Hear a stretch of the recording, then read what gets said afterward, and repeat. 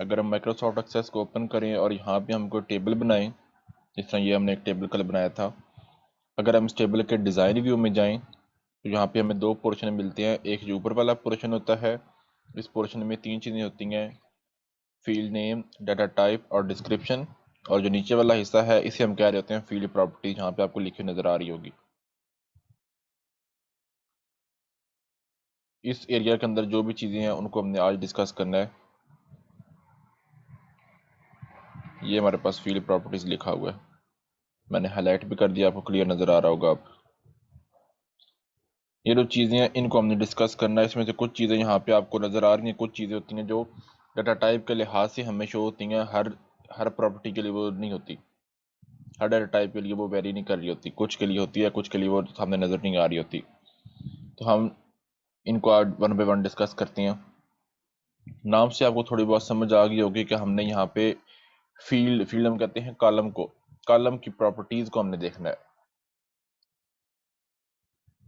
यहाँ पे थोड़ी सी डिटेल शुरू में बता रहा है। Field property is use to define how data will be entered, stored and displayed in MS Access. अगर आपको याद हो तो हम जब डाटा डेटाबेस में एंटर करते हैं तो हम रो वाइज डाटा एंटर करते हैं। हम कहते हैं कि हमने एक नई रो ऐड कर दी है, या फिर हमने एक टपल ऐड कर दिया है, या एक रिकॉर्ड ऐड कर दिया है। लेकिन अगर उसको देखा जाए तो एक रिकॉर्ड के अंदर हम मल्टीपल कॉलम्स की वैल्यू ऐड कर रहे होते हैं। जिस तरह हमारे पास ये एक डाटाबेस है, अगर मैं इस डाटाबेस को ओपन करूं तो यहाँ पे हम ये एक रो ऐड कर रहे हैं, लेकिन अगर देखा जाए तो इसमें हम नंबर ऑफ कॉलम्स की वैल्यू ऐड करते जा रहे हैं वन बाय वन। ऐसे ही है। तो ये इन्हीं प्रॉपर्टीज की जी वैल्यू, इन्हीं की प्रॉपर्टीज बता रहा है कि इसमें जो वैल्यू आएगी वो किस तरह की होगी, उसके ऊपर क्या रूल लगा हुआ होगा, क्या प्रोटोकॉल्स होंगे, क्या क्या चीज़ें वेरीफाई होगी, किस फॉर्मेट में वैल्यू एंटर होगी, उसका मैक्सिमम साइज कितना होगा। ठीक है, ये सारी चीज़ें फील्ड प्रॉपर्टीज के अंदर आ जाती हैं। The properties of each field can be set in design view. अभी मैंने आपको बताया कि जब हम टेबल के डिज़ाइन व्यू में जाते हैं तो हमें वहाँ पे फील्ड प्रॉपर्टीज मिलती हैं, और हम यहाँ पे इसको फील्ड प्रॉपर्टीज को सेट करते हैं। The properties window is divided into two parts. The top part is used for entering field name, data type and description. अभी आपको बताया कि इसके दो हिस्से होते हैं। जो ऊपर वाला हिस्सा होता है इसमें तीन चीज़ें होती हैं, field name, data type and description. और जो नीचे वाला हिस्सा होता है इसमें प्रॉपर्टीज होती हैं एक्चुअल जो हम सेट कर रहे होती हैं। इसमें पहली चीज़ है फील्ड साइज। अगर हम कोई किसी डाटा टाइप, किसी कॉलम की वैल्यू हम नंबर रखें तो उसके लिए हमसे हमारे पास सबसे पहले जो प्रॉपर्टी आती है वो होती है फील्ड साइज। फील्ड साइज हमने कल भी देखा था, इंटीजर के लिए हमने देखा था कि हमारे पास बाइट होता है, इंटीजर होता है, लॉन्ग इंटीजर, सिंगल, डबल, ये हमने देखा था फील्ड साइज। फील्ड साइज नाम से पता चल रहा है, फील्ड मतलब कॉलम, साइज उसका साइज में डाटा कितना आएगा। तो फील्ड साइज हम सबसे पहले सेट कर सकते हैं। अगर हम कुछ सेट ना करें तो बाय डिफॉल्ट भी कोई वैल्यू सेट होती है। जिस तरह अगर हम फॉर एग्जांपल कहीं हम ऑनलाइन फॉर्म फिल कर रहे हैं और वो हमसे कहते हैं कि आप अपनी कंट्री चूज करें, तो हम country for example Pakistan choose करते हैं, और नेक्स्ट कहते हैं कि अपना मोबाइल नंबर एंटर करें। तो मोबाइल नंबर में बाय डिफॉल्ट +92 लिखा हुआ होता है, हम लिखें या ना लिखें +92 पहले से लिखा हुआ होता है, तो वो डिफॉल्ट वैल्यू होती है। सेम जब फील्ड साइज डिफॉल्ट होता है वो पहले से सेट होता है, अगर हम न्यू सेट करें या ना करें, लेकिन बाय डिफॉल्ट कुछ फील्ड साइज पहले से सेट होता है। जिस तरह अभी मैंने अगर यहाँ पे एक कॉलम है और उस कॉलम की मैंने डाटा टाइप फॉर एग्जांपल यहाँ पे लॉन्ग टेक्स्ट रखी है, या मैं इसको दोबारा से नंबर पे अगर करता हूँ तो ये कुछ फील्ड साइज बाय डिफॉल्ट पहले सेट होगा। जिस तरह लॉन्ग इंटीजर पहले से सेट है, अगर मैं चाहूँ तो मैं इसको चेंज कर सकता हूँ, अगर चाहूँ तो यही रहने दूँ। डिपेंड करता है कि मेरे इस कॉलम में इनपुट किस तरह की अर्निंग है, जिस तरह की इनपुट होगी उसके मुताबिक फील्ड साइज हम सेट कर सकते हैं। दो तरह से बता रहा, कहता है अगर हमारे पास टेक्स्ट वैल्यू हो, मतलब हमने डाटा टाइप टेक्स्ट रखी हो, तो उसके लिए फिर हम नंबर सेट करते हैं। जैसे यहाँ पे बता रहा है field size is use to set number of characters required in text और number field. The default field size for text data type is 50 character. जो हमारे पास ओल्ड एमएस सक्सेस था उसके अंदर 50 डिफॉल्ट साइज होता था। जो हमारे पास लेटेस्ट MS सक्सेस है, इसमें फील्ड साइज जो डिफॉल्ट फील्ड साइज है वो 50 से बढ़ाकर 255 जो मैक्सिमम वैल्यू है वो कर दिया गया है।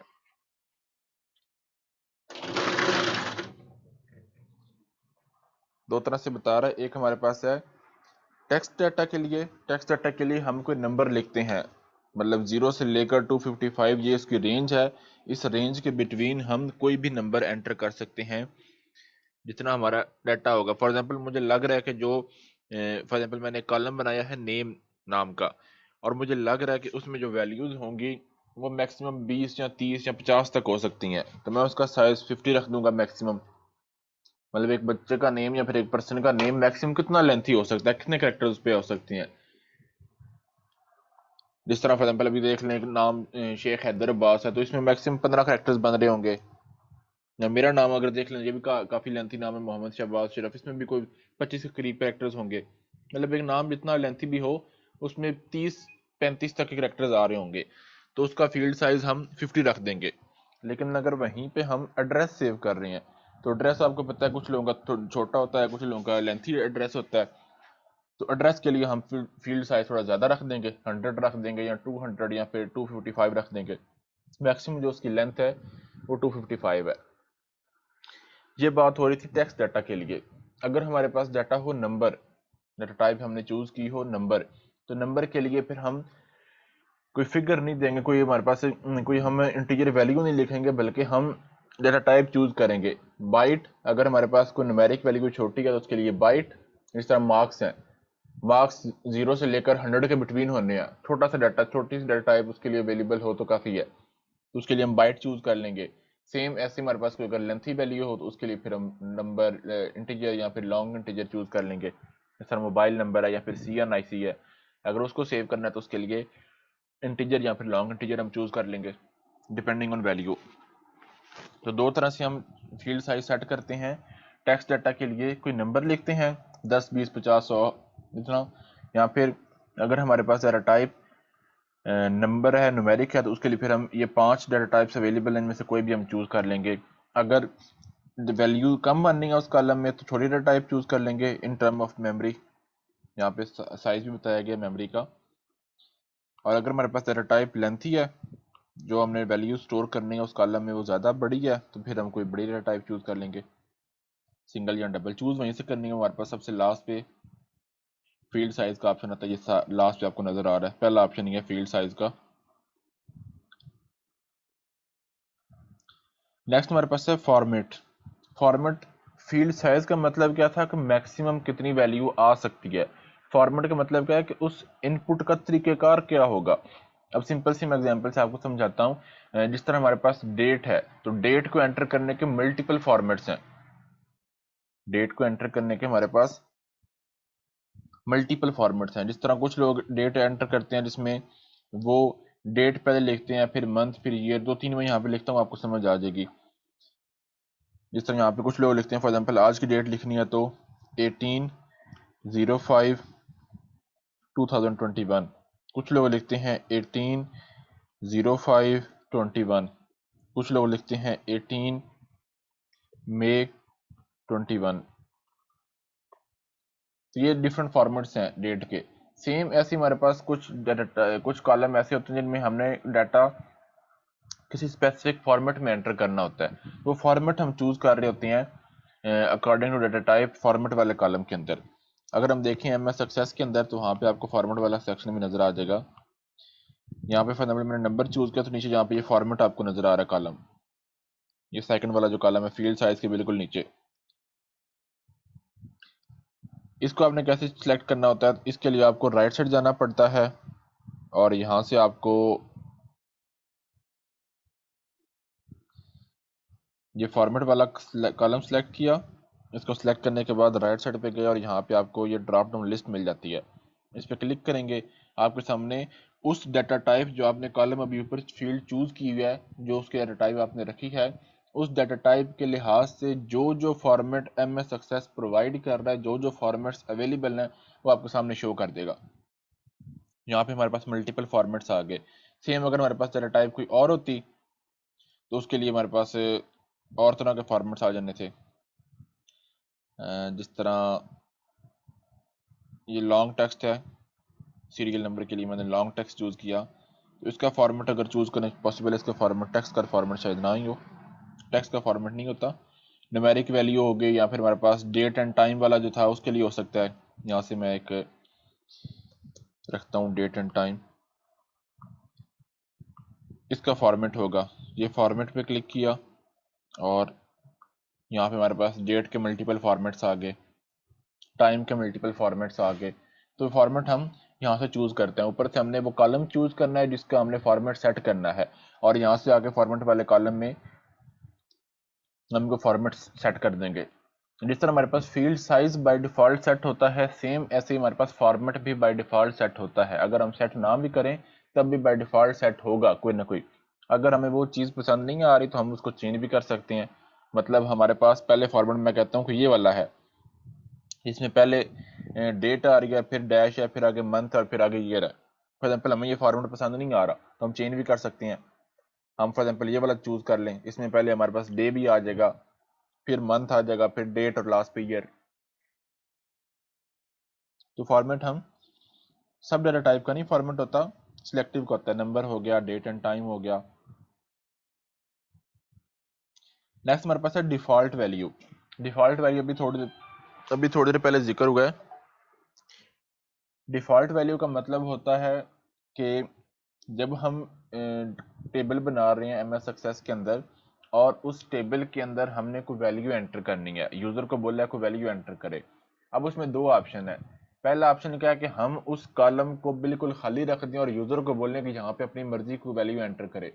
और सेकंड होता है कि हम वहाँ पे कोई डिफ़ॉल्ट वैल्यू सेट कर दें पहले से ही, कि यूज़र जब एंटर करने लगे तो वो डिफ़ॉल्ट वैल्यू उसको मिल जाए। जिस तरह मैंने अभी एग्जांपल ली थी कि हम कोई अगर ऑनलाइन फॉर्म फिल कर रहे हैं, उसके अंदर हमने कंट्री चूज़ किया पाकिस्तान, नेक्स्ट हमने कंट्री कोड लिखना है या अपना मोबाइल नंबर लिखना है, तो उसमें कंट्री कोड सबका +92 ही होगा। पाकिस्तान में कंट्री कोड +92 होता है।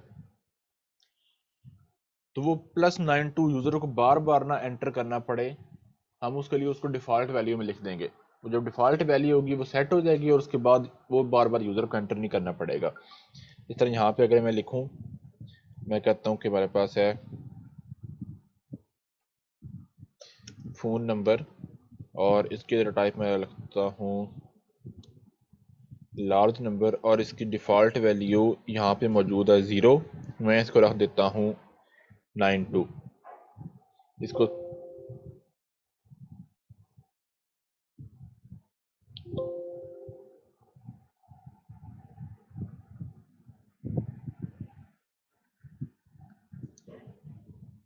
ये हमने डिफ़ॉल्ट वैल्यू सेट की है। अब यहाँ पे अगर आप देखें तो ये जो हम रो ऐड कर रहे हैं, हमने फर्स्ट रो के ऊपर गए हैं, तो यहाँ पे उसने हमें ये बोला कि ये जो रो है, इस रो में ये क्योंकि हम पहले सारी फिल कर चुके हैं, तो इस रो के ऊपर वो जो प्रॉपर्टी हमने अभी लगाई है डिफ़ॉल्ट वैल्यू, वो यहाँ पे सेट नहीं होगी। उससे नीचे अगर आप देखो, जो दो रोज हम एंटर कर चुके हैं उनके ऊपर उसने पहले हमें बता दिया कि इसके ऊपर वो नहीं लगेगा, इसमें आपको डाटा मैनुअली एंटर करना पड़ेगा। लेकिन ये जो हमारे पास थर्ड वाली रो है जो हम न्यू एंटर करेंगे, इसमें अगर आप देखो यहाँ पे फ़ोन नंबर में डिफ़ॉल्ट वैल्यू 92 पहले से लिखी हुई आ रही है, ताकि यूज़र डाटा एंटर करने लगे तो उसको 92 एंटर ना पहले करना पड़े, बाकी सारा कुछ वो एंटर करे, उसको जो कंट्री कोड है वो पहले से लिखा हुआ आ जाए। या फिर आपसे अगर रोल नंबर पूछा जाए तो आपका रोल नंबर 87 या फिर CS-87 होता है, तो वो CS-87 ना लिखना पड़े आपको, बाकी 5 डिजिट आप लिखो, 3 डिजिट लिखो, जो शुरू वाले 5 डिजिट है वो पहले से लिख दो डिफ़ॉल्ट वैल्यू में, तो वो आपको बार बार नहीं लिखने पड़ेंगे। डिफ़ॉल्ट वैल्यू वो वैल्यू जो आप कॉलम में यूज़र को पहले से शो करवाना चाहते हो कि ये हमारे पास वैल्यू है, इससे आगे आप एंटर करो डाटा। आई समझ?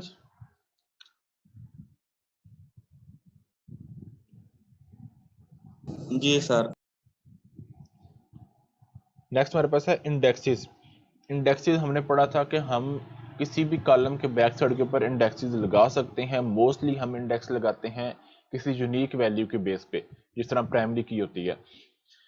अब इंडेक्स लगाने से हमें फ़ायदा क्या मिलता है कि हमारे पास दो प्रोसेस डाटाबेस के फास्ट हो जाते हैं।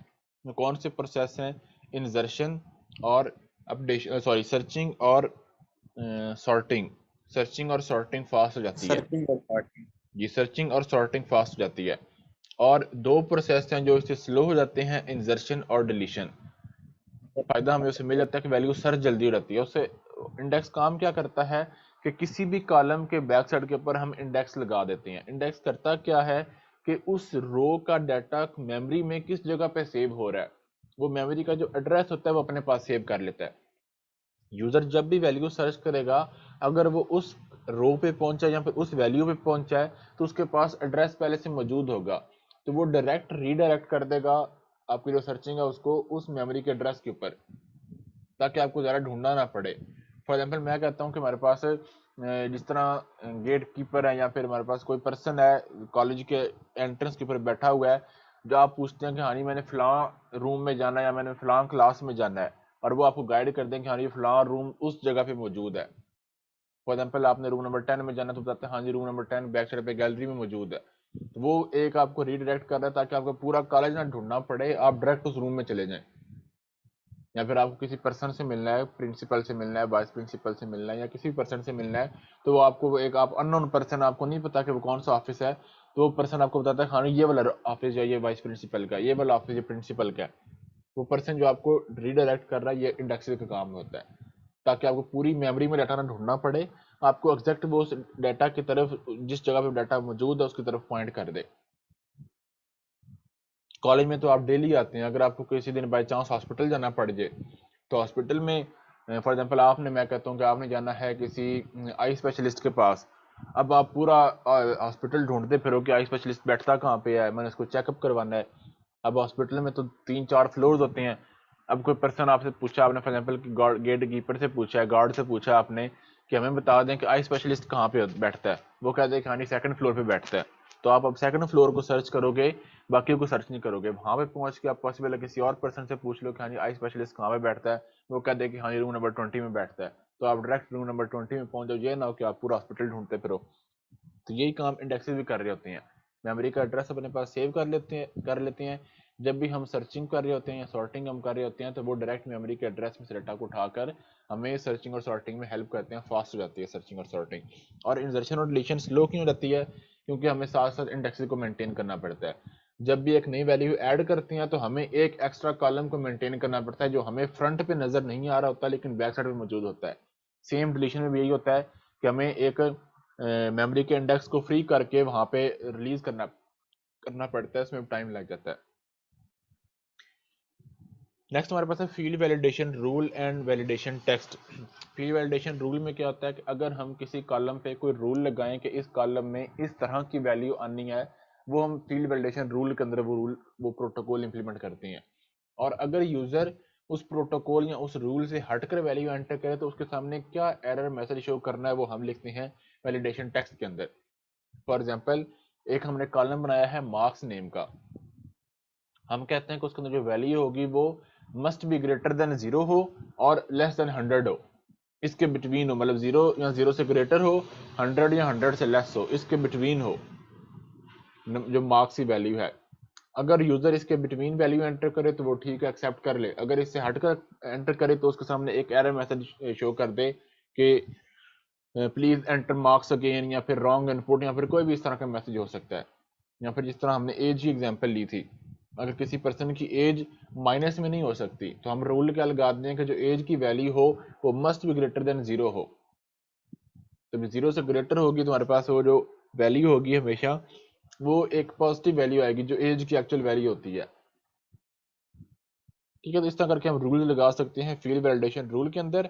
और उसके अगेंस्ट अगर यूजर उस रूल से हटकर कोई वैल्यू एंटर करे तो उसके सामने क्या एरर मैसेज शो करना है वो हम लिखते हैं फील्ड वैलिडेशन टेक्स्ट के अंदर। फॉर एग्जांपल यहाँ पे हम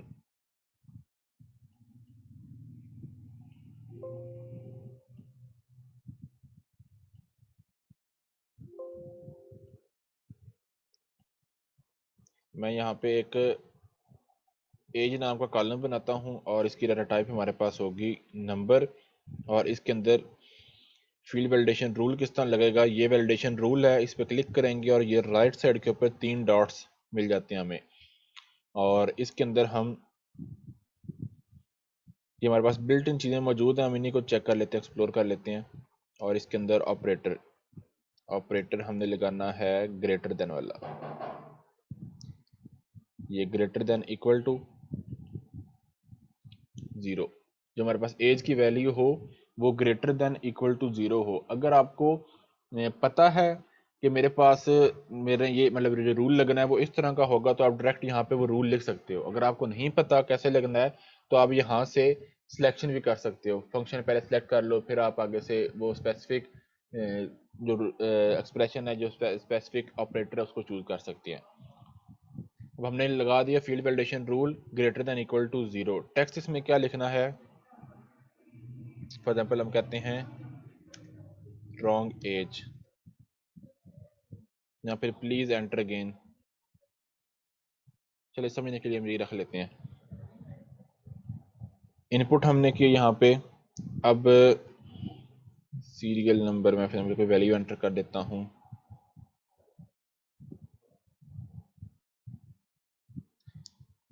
डेट ऑफ बर्थ में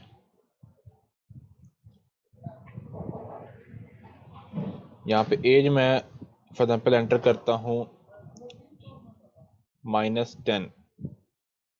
तो हमारे सामने एक मैसेज आ गया रॉन्ग एज, वही मैसेज जो हमने वैलिडेशन टेक्स्ट में लिखा था। एज मैंने 0 से लेस एंटर किया है। वो एज में एंटर करता होगा तो उसने फील्ड वैलिडेशन रूल को चेक किया। और 1 मिनट वेट कीजिएगा।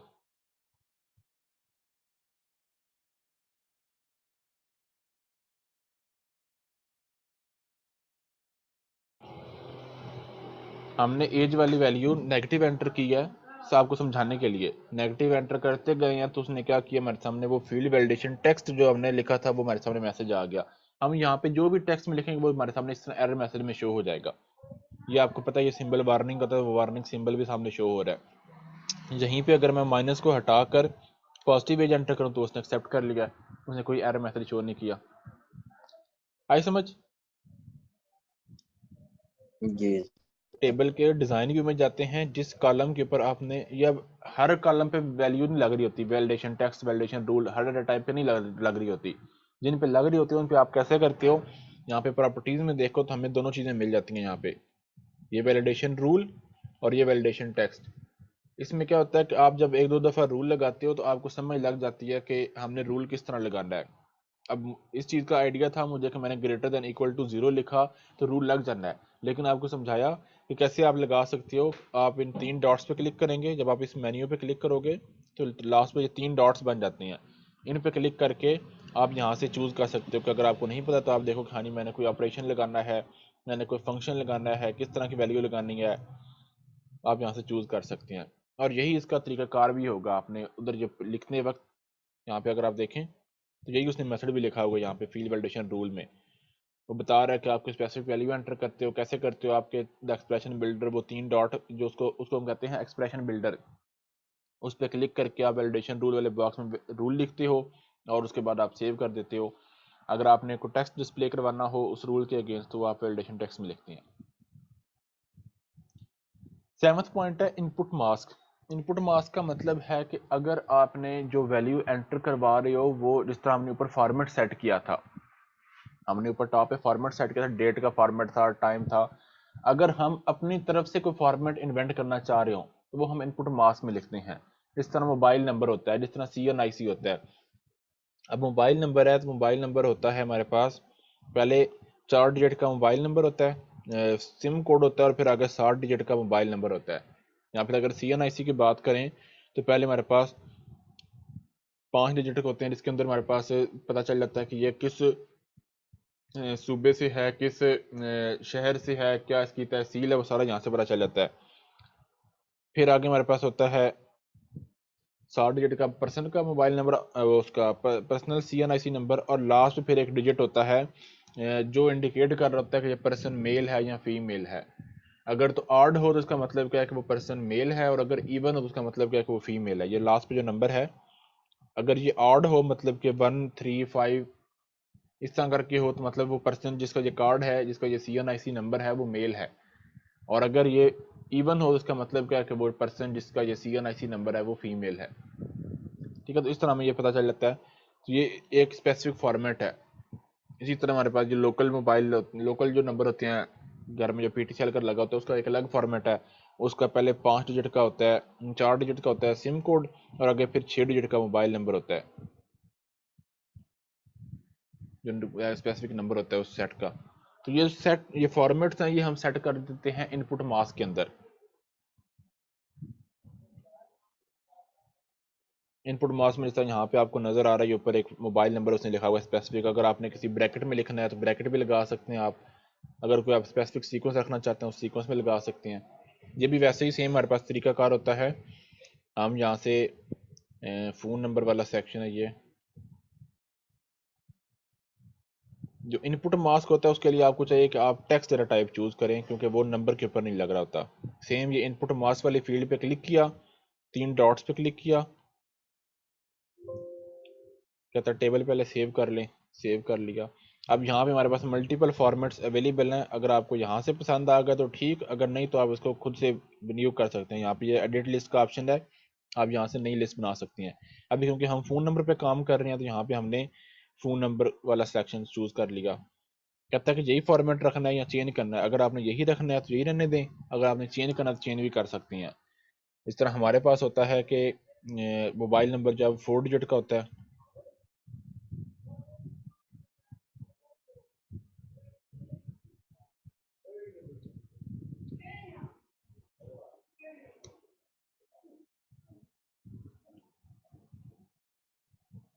हम यहाँ पे लिख देंगे नॉट इक्वल टू 999, 4 टाइम 9 हो गया, और आगे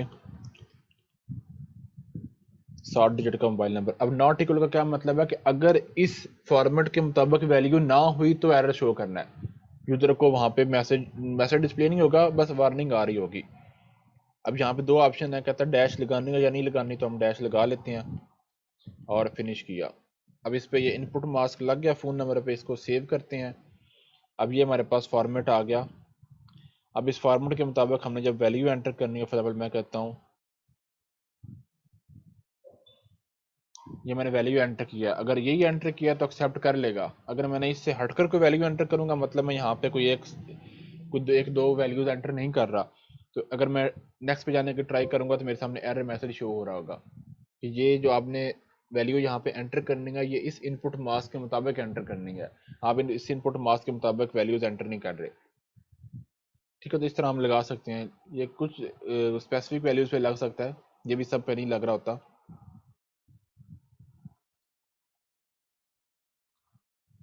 8 पॉइंट है कैप्शन।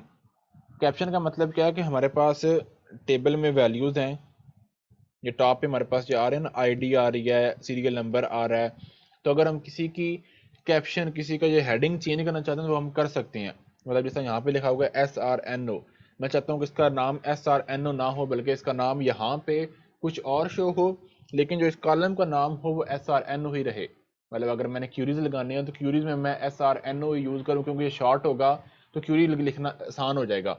लेकिन यहाँ पे यूज़र के सामने ये SRNO शो ना हो, यहाँ पे उस यूज़र का for example serial number show हो जाए या कुछ भी और आप शो करवाना चाहते हैं, तो वो आप कैप्शन में ऐड करते हैं।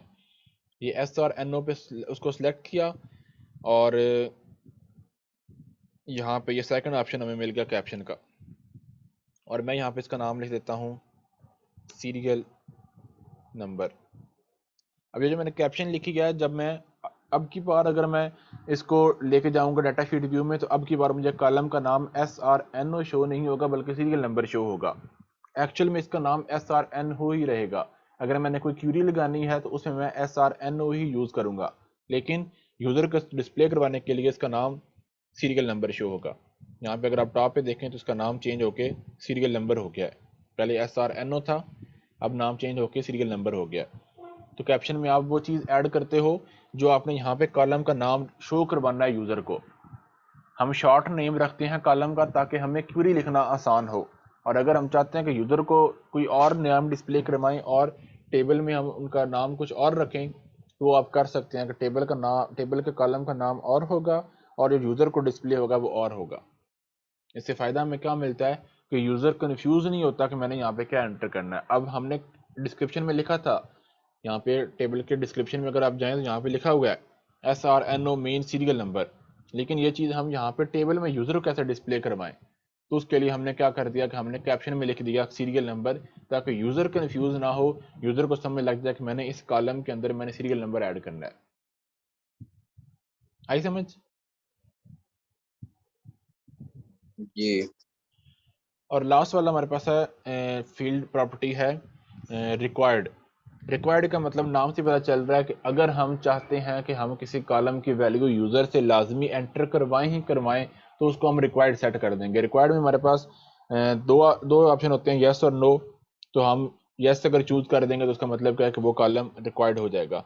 जिस तरह यहाँ पे मैं अगर डिज़ाइन व्यू में जाऊँगा और मैं बोलूँ कि जो यूज़र का नेम है, यहाँ पे अगर आप देखें तो रिक्वायर्ड में नो लिखा हुआ है, तो हम यहाँ से चेंज करके यस कर देंगे। उसका मतलब क्या है कि यूज़र ने नाम लाजमी एंटर करनी है। नॉर्मली हमारे पास क्या होता है, कि हम टेबल के जो प्राइमरी की होती है वो रिक्वायर्ड सेट होती है, कि टेबल की जो प्राइमरी की है वो यूज़र लाजमी एंटर करेगा, बाकी कोई वैल्यू एंटर करे या ना करे, लेकिन जो टेबल की प्राइमरी की वैल्यू है वो लाजमी एंटर होनी होती है। तो अगर हम चाहते हैं कि यूज़र प्राइमरी की के अलावा कोई और कॉलम भी हो जो लाजमी एंटर करे, जिसकी वैल्यू हमें लाजमी चाहिए, तो उसको हम रिक्वायर्ड में यस रख देते हैं। फिर अगर हम उसमें वैल्यू एंटर ना करें तो यूज़र के सामने एरर मैसेज शो होता है। अब जिस तरह यहाँ पे नेम है, नेम में हमने यस इसको रिक्वायर्ड किया, तो मैं यहाँ पे फॉर एग्जांपल लेता हूँ, यहाँ पे अभी एरर नहीं देगा, लेकिन मैं जब नेक्स्ट पे जाऊँगा तो उस टाइम पे उसने एरर दे देना है। यहाँ पे मैंने एंटर किया, नेक्स्ट पे किया, तो यहाँ पे उसने एरर मैसेज क्या दिया है, you must enter a value in cb1 dot name. cb1 क्या है, इस टेबल का नाम है cb1, यहाँ पे लिखा हुआ है cb1 डॉट नेम का क्या मतलब है कि cb1 जो टेबल है इसमें जो नेम नाम का कॉलम है उसमें आपने वैल्यू लाजमी एंटर करनी है, क्योंकि हमने इसको रिक्वायर्ड में यस रखा हुआ है। क्लियर है? Okay sir. Yes sir. जी सर। रिक्वायर्ड में दो ऑप्शन है, यस और नो। अगर नो है इसका मतलब है कि आप चाहते हो कि वैल्यू एंटर हो या ना हो, फर्क नहीं पड़ता। लेकिन अगर आप उसको यस सेट कर दो, उसका मतलब क्या है कि यूजर ने उस कॉलम की वैल्यू भी लाजमी एंटर करनी ही करनी है। इस चैप्टर में दो क्वेश्चन थे जो ज़्यादा इंपॉर्टेंट थे, एक आगे हमने क्वेश्चन करना है रिपोर्ट वाला, वो हम कल इंशाल्लाह करेंगे। ठीक है? ओके सर, ठीक है।